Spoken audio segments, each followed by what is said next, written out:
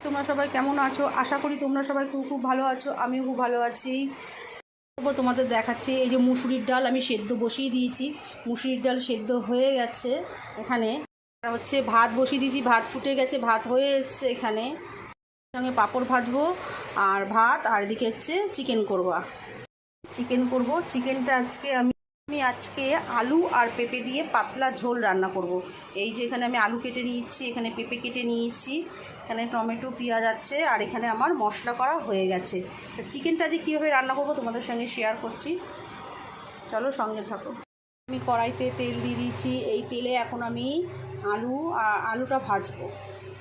আমি এই কড়াইতে তেলের মধ্যে তেজপাতা আর সাদা জিরে ফোড়ন দিয়েছি, দিয়ে এবার আলুটাকে ভালো করে লাল লাল করে ভেজে তুলে নেবো। লাল লাল করে ভাজা হয়ে গেছে। এবার আমি কড়াইতে পেঁয়াজটা দিয়ে দিচ্ছি। পেঁয়াজটা লাল লাল করে ভাজবো, লাল লাল করে ভেজে তারপর এর মধ্যে পেঁপে দিয়ে দেবো, পেঁপে আর মশলাটা দেবো। আমার ভাজা হয়ে এসছে।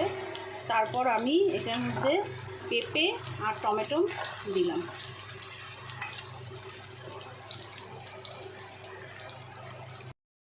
আমার পেঁপেটা আর পেঁয়াজটা একটু ভাজা ভাজা হয়ে এসছে। এবার আমি এর মধ্যে চিকেনগুলো দিয়ে দেবো।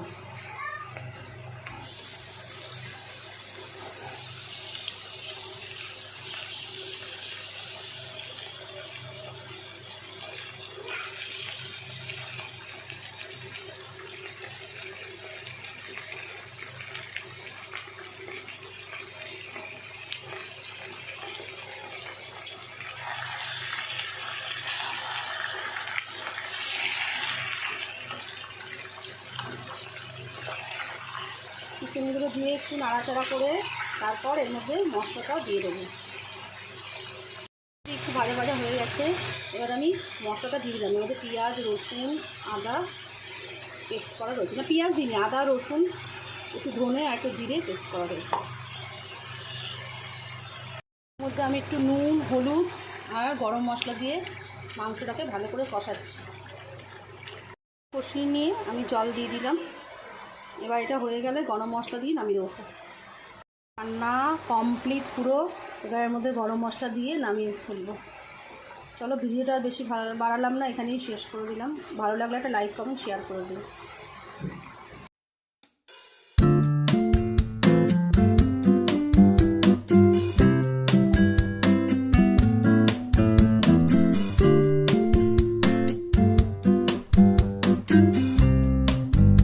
আমার মাংসের ঝোল পুরো কমপ্লিট।